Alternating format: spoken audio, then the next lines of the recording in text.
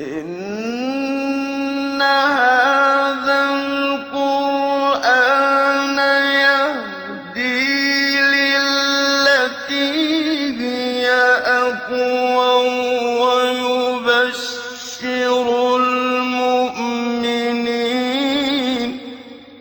ويبشر المؤمنين الذين يعملون الصالحات أن لهم أجرا كبيرا. بسم اللہ الرحمن الرحیم، الحمدللہ رب العالمین وبہ نستعین وصلی اللہ وسلم علی سید الانبیاء والمرسلین وعلی آلہ واصحابہ اجمعین ومن تبعہم بإحسان الی یوم الدین، اما بعد۔ سلسلہ تفسیر کی یہ نشست نمبر 192 ہے، اور اس نشست میں انشاءاللہ تعالی سورۃ الحج کی آیت نمبر 54 کی تفسیر ہوگی، 50 پر 4 کی۔ اور جیسے کہ میں نے بتایا تھا پچھلی نشست میں کہ آیت نمبر 53 اور آیت نمبر 54 ان دونوں سے ملی جلی کچھ باتیں ہیں، وہ آج کی نشست میں رکھی جائیں گی۔ اللہ رب العالمین نے ارشاد فرمایا، وَلِيَعْلَمَ الَّذِينَ أُوتُوا الْعِلْمَ أَنَّهُ الْحَقُّ مِنْ رَبِّكَ فَيُؤْمِنُوا بِهِ فَتُخْبِتَ لَهُ قُلُوبُهُمْ وَإِنَّ اللَّهَ لَهَادِ الَّذِينَ آمَنُوا إِلَى صِرَاطٍ مُسْتَقِيمٍ۔ پچھلی آیت کی جو تفسیر تھی دو نشستوں میں جو ہم نے آپ کے سامنے رکھی ہیں، اس کو اگر آپ ایک مرتبہ سنیں گے پھر تو آج کی جو نشست میں جو باتیں ہیں وہ سمجھنے میں قدر آسانی ہوگی انشاءاللہ تعالی۔ آج کی اس نشست میں سب سے پہلی بات یہ ہے کہ وَلِيَعْلَمَ الَّذِينَ أُوتُوا الْعِلْمَ، وَلِيَعْلَمَ الَّذِينَ أُوتُوا الْعِلْمَ، اس میں جو لام ہے لام التعلیل، لام التعلیل اور لام الامر، ان دونوں کی قرات کیسی ہوتی ہے ہم نے جو ہے یعنی سورۃ الحج ہی کی تفسیر میں کافی نشستیں پہلے، میں سمجھتا ہوں یہ آج 192 کی نمبر کی نشست ہے، میں سمجھتا ہوں لگ بھگ 100 نشستیں پیچھے اگر جائیں گے تو اس میں نے کسی نشست میں اس بات کو بیان کیا ہے۔ تاہم آج کی اس نشست میں یہ بتانا مقصود ہے کہ اللہ رب العالمین نے جو شیطان کو اتنی قوت عطا فرمائے ہیں اپنی حکمت بالغہ کے تحت کہ نبی اور رسول اللہ سبحانہ وتعالیٰ کا دین بتا رہے ہیں، ایک شخص کو اللہ کا دین سمجھا رہے ہیں، بلکہ اللہ سبحانہ وتعالیٰ نے جو آیتیں نازل کی ہیں ان آیات کو پڑھ کر کے سنا رہے ہیں، اور شیطان کو اللہ رب العالمین نے اتنی قوت عطا فرمائے ہیں کہ وہ بندے پر اتنا تسلط حاصل کرتا ہے، ایک ایسے شخص پر جس پر نبی آیتیں پڑھ کر کے سنا رہے ہیں، کہ وہ انسان میں ایک الجھن سے پیدا کرتا ہے۔ جب نبی اس سے مخاطب ہیں، کبھی ادھر ادھر دیکھ رہا ہے، کبھی دل میں وسوسے آ رہے ہیں، کبھی اعراض کر رہا ہے، کبھی یہ سمجھ رہا ہے کہ واقعتاً یہ جو کہہ رہے ہیں سچ ہے کہ نہیں ہے، کبھی یہ سوچ رہا ہے کہ پھر ایسی بھی ایک بات ہے نا، ہم نے ان سے ایسی بھی ایک بات سنی ہے نا، پتہ نہیں ان کی بات کتنی صحیح ہوگی، وغیرہ وغیرہ۔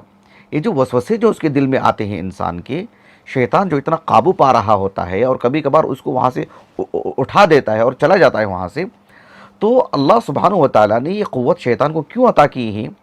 تاکہ بندے اور بندے میں فرق کرنے کے لیے کہ کون بندہ ایسا ہے جس کے دل میں اتنی کجی ہے، اتنی سختی ہے کہ نبی کی باتوں کا وہ اثر لے ہی نہیں رہا ہے، اور کون ایسا ہے جو نبی کی باتوں کو تو سن رہا ہے لیکن دل میں ایک طرح کا شک اس کے دل میں واقع ہو رہا ہے، اور کون ایسا شخص ہے شیطان اس کو بہکانے کی پوری کوشش کر رہا ہے، اس پر حاوی اور قابو ہونے پر جو ہے مکمل کوشش کر رہا ہے، لیکن وہ ہے کہ باذن اللہ تعالی اللہ سبحانہ وتعالیٰ کی توفیق سے نبی کی باتیں بالکل پوری یکسوئی کے ساتھ سن رہا ہے، اور اس کے دل میں اس کا اثر بھی ہو رہا ہے، اور وہ نبی پر ایمان لا رہا ہے، یقین رکھ رہا ہے اس پر۔ ان دونوں دلوں، دو طرح کے جو دل ہیں انسان کی، ان میں فرق کرنے کے لیے اللہ رب العالمین نے امتحان کے طور پر شیطان کو تسلط عطا فرمائے۔ تو اللہ تعالیٰ نے جو بات بیان فرمایا آیت نمبر 52 میں، وَمَا أَرْسَلْنَا مِن قَبْلِكَ مِن رَّسُولٍ وَلَا نَبِيٍّ إِلَّا إِذَا تَمَنَّى أَلْقَى الشَّيْطَانُ فِي أُمْنِيَّتِهِ فَيَنسَخُ اللَّهُ مَا يُلْقِي الشَّيْطَانُ ثُمَّ يُحْكِمُ اللَّهُ آيَاتِهِ وَاللَّهُ عَلِيمٌ حَكِيمٌ۔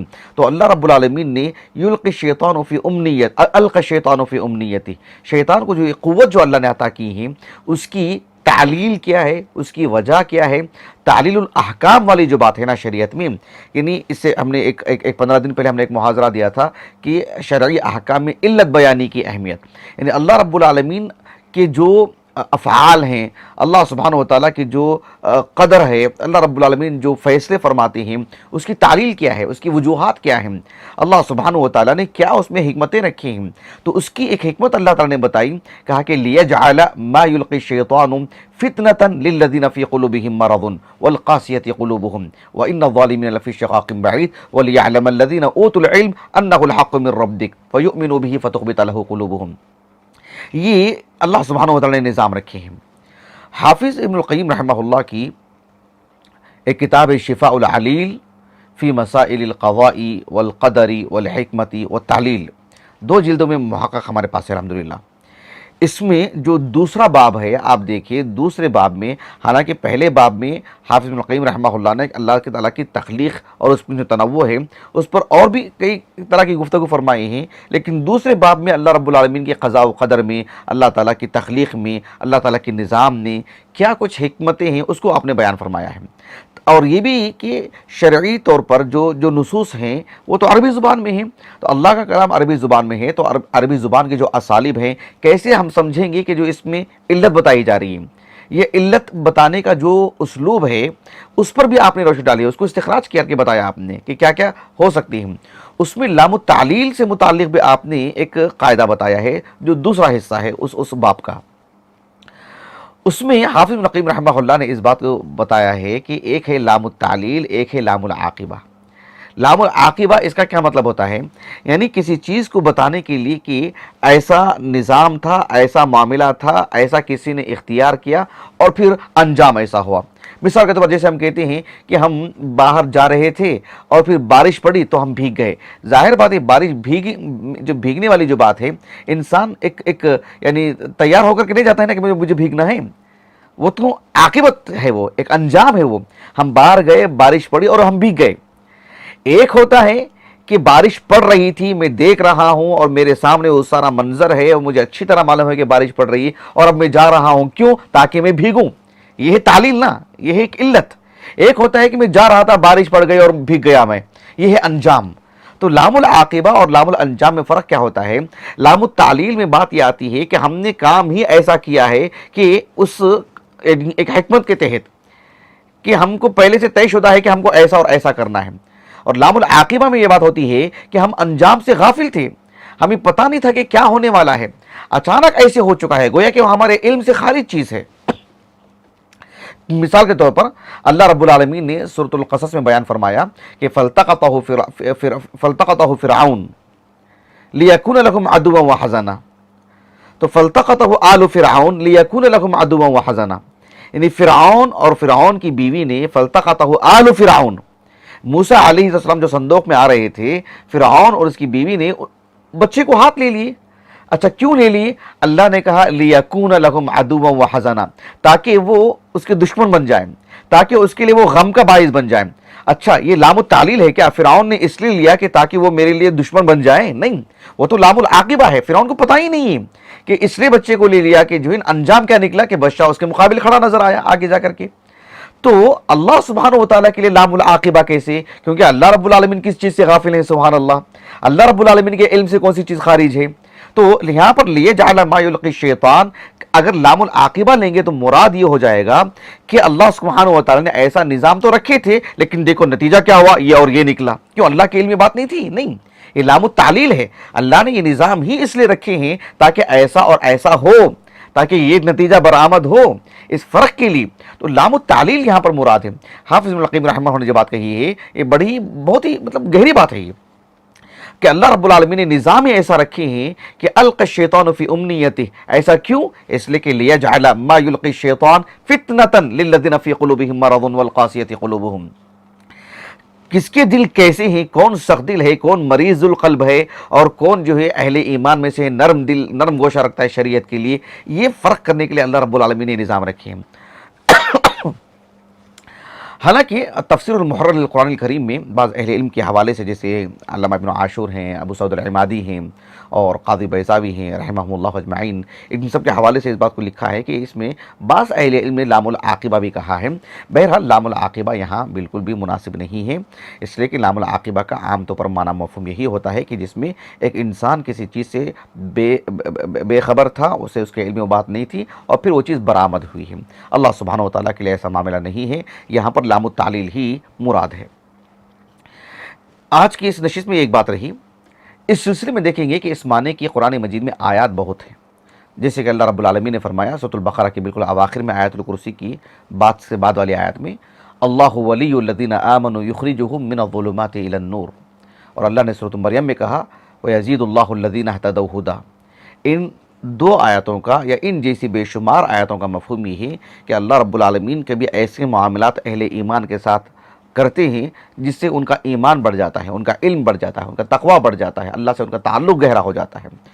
تو اللہ سبحانہ و تعالیٰ نے شیطان کو جو تسلط عطا فرمائے ہیں، اس میں ایک حکمت یہ ہے کہ تاکہ اہل ایمان کا ایمان بڑھ جائے، اہل ایمان اور قوی ہو جائیں، اہل ایمان کی مضبوطی اور نمایاں نظر آئیں، اور جو کفار ہیں، جو منافق ہیں، ان کا کفر اور شرک جو ہے، ان کا نفاق جو ہے، وہ بھی جو چھلک کے سامنے آئیں۔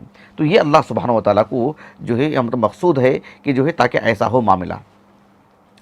آج کی اس نشست میں ایک بات یہ ہے کہ شیخ الاسلام ابن تیمیہ رحمہ اللہ نے کہا کہ ان دو آیتوں میں انسانوں کے تین طرح کے دل پر گفتگو ہوئی ہے۔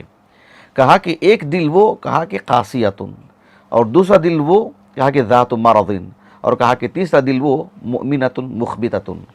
مطلب یہ کہ اللہ رب العالمین نے فرمایا لِيَجْعَلَ مَا يُلْقِي الشَّيْطَانُ فِتْنَةً لِلَّذِينَ فِي قُلُوبِهِم مَّرَضٌ وَالْقَاسِيَةِ قُلُوبُهُم وَإِنَّ الظَّالِمِينَ لَفِي شِقَاقٍ بَعِيدٍ وَلِيَعْلَمَ الَّذِينَ أُوتُوا الْعِلْمَ الَّذِي أُنزِلَ إِلَيْكَ مِن رَّبِّكَ الْحَقُّ وَلِيَعْلَمَ الَّذِينَ أُوتُوا الْعِلْمَ أَنَّهُ الْحَقُّ مِن رَّبِّكَ فَيُؤْمِنُوا بِهِ فَتُخْبِتَ لَهُ قُلُوبُهُم۔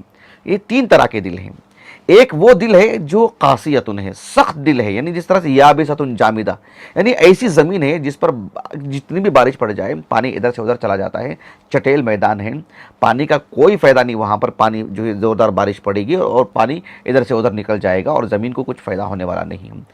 سخت دل ہیں، اس میں اللہ سبحانہ و تعالیٰ کے سامنے اللہ کی کیسی بھی نشانیاں اس کے سامنے آ جائیں، اس کے گھر میں کوئی حادثہ ہو جائے، اس کی ذات سے متعلق کوئی حادثہ ہو جائے، اور جو ہے پورے ماحول میں تبدیلی آ جائے، بھونچال آ جائے، اور سبحان اللہ العظیم، یعنی نبی کے موجودگی میں بھی نبی ان سے بات کہیں، نبی کے سامنے کوئی نبی کا معجزہ جو ہے اس کے سامنے ظاہر ہو جائے، پھر بھی جو ہے اس کے دل میں کوئی تبدیلی نظر نہیں آئے گی۔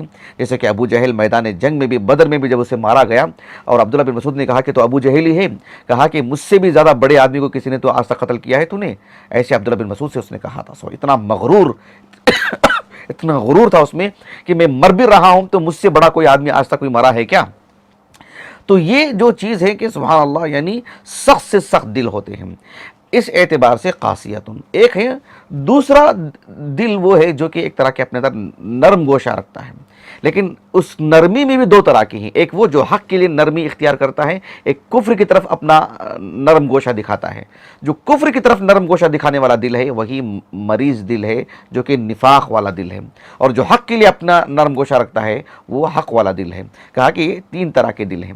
یہ تو تین طرح کی تقسیم کی شیخ الاسلام ابن تیمیہ رحمہ اللہ، لیکن شیخ امین الشنقیطی رحمہ اللہ نے اضواء البیان فی اضواء البیان فی ایضاح القرآن بالقرآن، اور جو شیخ الاسلام ابن تیمیہ رحمہ اللہ کی جو بات میں نے کہی ہے وہ آپ نے مجموع الفتاویٰ میں جو تفسیر سے متعلق آپ کے جو مقالات اکجا کی گئی ہیں اس میں بالذات سورۃ الحج کے آیت نمبر 53 کی تفسیر آپ نے بہت ہی مطول کی ہے، اسی میں سے میں نے آپ کو یہ سنایا ہے۔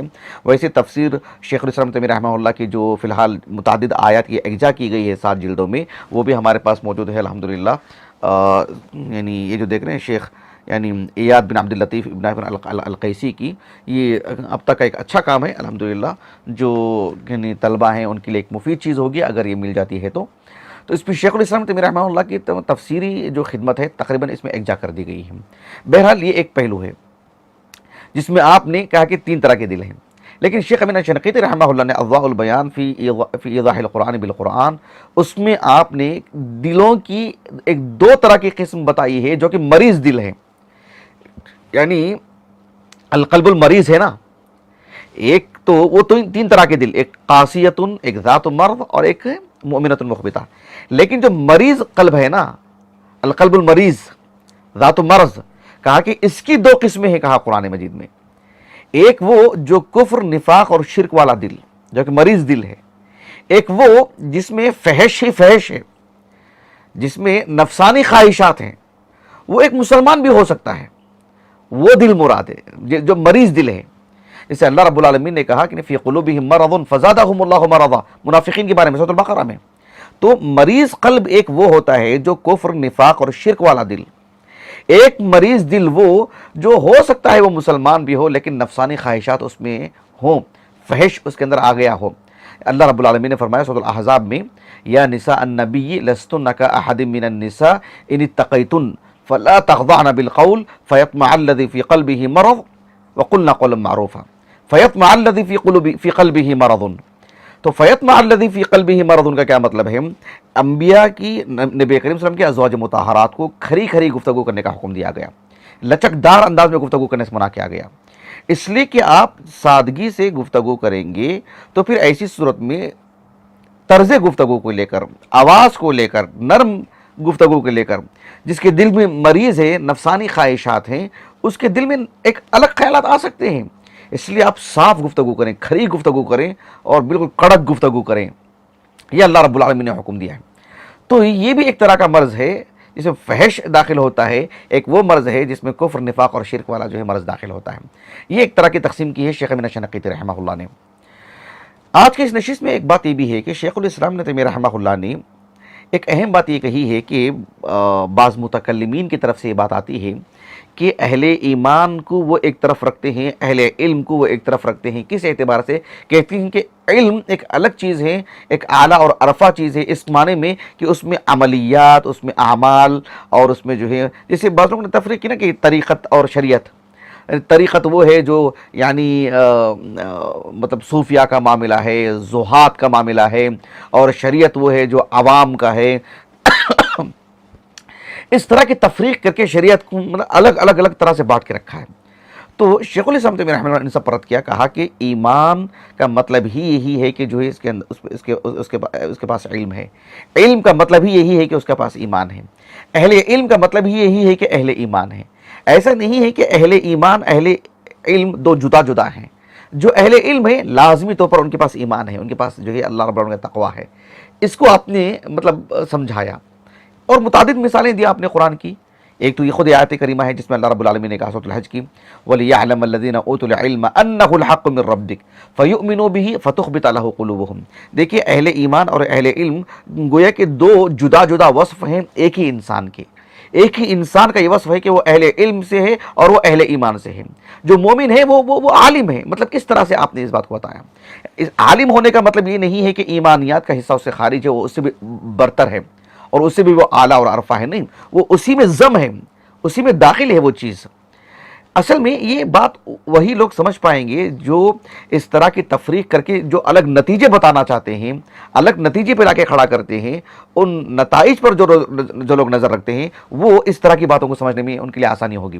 ورنہ محض اس طرح کا کلام پیش کروں گا میں تو پھر لوگ میں ایک نکارت رہے گی کہ اس میں کون سی اچھمبے کی بات ہے، کون سی بڑی بات ہے، کون سی خاص بات ہے. لیکن جب آپ صوفیہ کے ہاں اس طرح کا جو وہ فرق کرتے ہیں اور فرق کر کے جس نتیجے پہ لا کے کھڑا کرتے ہیں، تب جا کر کے پھر یہ باتیں آپ کو بہت ہی بصیرت والی گفتگو نظر آئے گی. اسی لیے اللہ رب العالمین نے اہل ایمان اور علم کا ہمیشہ ایک ساتھ ذکر فرمائے ہیں. جیسے کہ اللہ رب العالمین نے سورۃ النساء میں کہا، لیکن الراسخون فی العلم منہم والمؤمنون یؤمنون بما انزل الیک وما انزل من قبلک. اللہ تعالیٰ نے سورۃ الروم کے اواخر میں کہا، لقد لبثت وقال الذین اوتوا العلم والایمان لقد لبثتم فی کتاب اللہ الی یوم البعث. دیکھ رہے ہیں آپ، وقال الذین اوتوا العلم والایمان. وقال الذین اوتوا العلم یہ الگ ہے اور اہل الایمان یہ الگ ہے، ایسا نہیں ہے. وقال الذین اوتوا العلم والایمان. اللہ رب العالمین نے سورۃ آل عمران کے بالکل آغاز میں جب کہا کہ قرآن مجید کی محکم آیات ہیں اور کچھ متشابہات ہیں، فَأَمَّا الَّذِينَ فِي قُلُوبِهِمْ زَيْغٌ فَيَتَّبِعُونَ مَا تَشَابَهَ مِنْهُ ابْتِغَاءَ الْفِتْنَةِ وَابْتِغَاءَ تَأْوِيلِهِ وَمَا يَعْلَمُ تَأْوِيلَهُ إِلَّا اللَّهُ. اس کے بعد اللہ نے کیا فرمایا، وَالرَّاسِخُونَ فِي الْعِلْمِ يَقُولُونَ آمَنَّا بِهِ كُلٌّ مِّنْ عِندِ رَبِّنَا. دیکھ رہے ہیں آپ، والراسخون فی العلم یقولون آمنا به کل من عند ربنا. جو اہل العلم ہے وہ اہل الایمان ہے. ایمان کے بغیر وہ علم کا کیا معاملہ ہے؟ ایسا نہیں ہے کہ وہ صاحب علم ہے، ان کے پاس ایمان ہو نہ ہو، عمل ہو نہ ہو، ایک علم کا ایک جنون ہے۔ علم محض کتابیں پڑھنے کا نام نہیں ہے، علم تو عمل کا نام ہے، ایمان کا نام ہے۔ تو اسی جانب جو ہے شیخ الاسلام ابن تیمیہ رحمہ اللہ نے متعدد آیات سے اس بات کو واضح کیا ہے۔